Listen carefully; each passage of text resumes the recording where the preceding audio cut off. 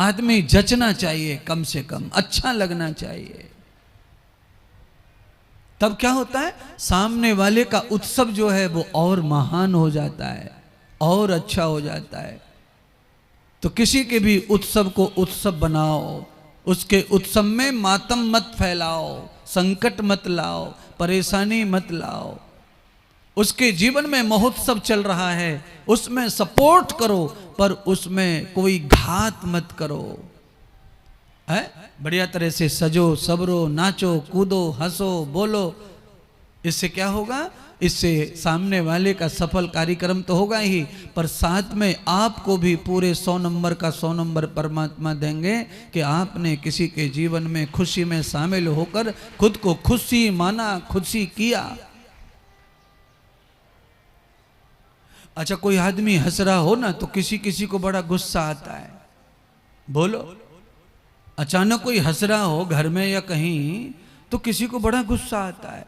आप रेल में सफर करो, रेल में कभी कभी मित्र टाइप के लोग भी सफर करते हैं। 4 मित्र बैठे हंस रहे हैं, बोल रहे हैं, चाल रहे हैं, और दूसरे जो लोग बैठे सीट पे वो वैसे ही अकेले अकेले, उनको ऐसा गुस्सा आवे कि अभी दांत उखाड़ लें इनके, तोड़ दें फोड़ दें। और फिल्म का एंड भी तभी होता है जब तक वो उनको बोल नहीं देते, तब तक वो भी चुप नहीं बैठते। महाराज, अरे भैया, अरे यार 45 मिनट से हम तुम्हें देख रहे हैं, हंसे जा रहे हो, हंसे जा रहे हो। कम से कम ये भी तो ध्यान रखो कि हमने भी टिकट में पैसा खर्च किया है, हम भी जर्नी कर रहे हैं, हम भी बगल में बैठे हैं। कम से कम इतना शोर शराबा तो मत करो।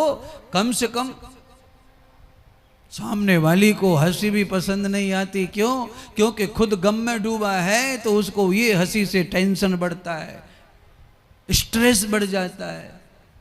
अगर टेंशन में ये हंस रहे हैं, इन हंसने वालों के संग में हम भी हंसने लगे तो मामला और बढ़िया हो जाए। फिर पूरा का पूरा भोगी मित्रों की हो गई, फिर 4 कहां रहे।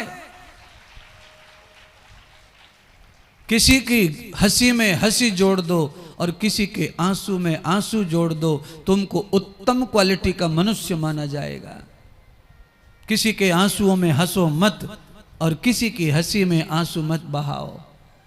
हंसी में हंसो, आंसुओं में आंसू मिलाओ, तो आपको अच्छा माना जाता है, उत्तम माना जाता है, श्रेष्ठ माना जाता है। अच्छा बोलो, अब तो परंपरा कम हो गई है। 20-30 साल पहले, 30 साल पहले लोग ज्यादा गांव में रहते थे, शहर में कम। और ये 30 साल के अंदर लोग शहर से, गांव से शहर में ज्यादा आए हैं। तो पहले कोई मर जाता था बूढ़ा बड़ा, तो मेहमान लोग, रिश्तेदार मिलने आते, रोने आते थे, बैठने जिसे बोलते हैं। गाड़ियां भर भर के लाते, ट्रैक्टर ट्रॉली भर के लाते, जीप भर के लाते, और आकर के रोते। तो रोते कैसे?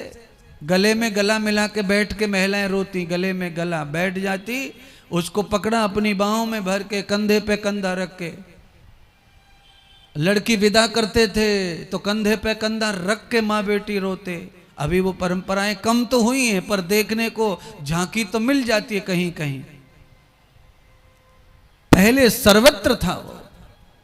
माँ और बेटी रो रही हैं, बेटी और पिता रो रहे हैं, तो वहां जितने लोग खड़े थे सबके आंसू बहने लगते थे। अब मुश्किल है आंसू बहाना। अब बेटी रो रही है तो माँ को आंसू नहीं आते, माँ रो रही है तो बेटी को नहीं आते। और बेटी की बगल में दूसरी जो फ्रेंड खड़ी है वो तो मोबाइल ऑन करके आंसू लेना चाहती है कि आंसू आ जाए मोबाइल में, आ जाए आ जाए आ जाए। पर मोबाइल की बैटरी डाउन हो गई, पर दुल्हन का आंसू आया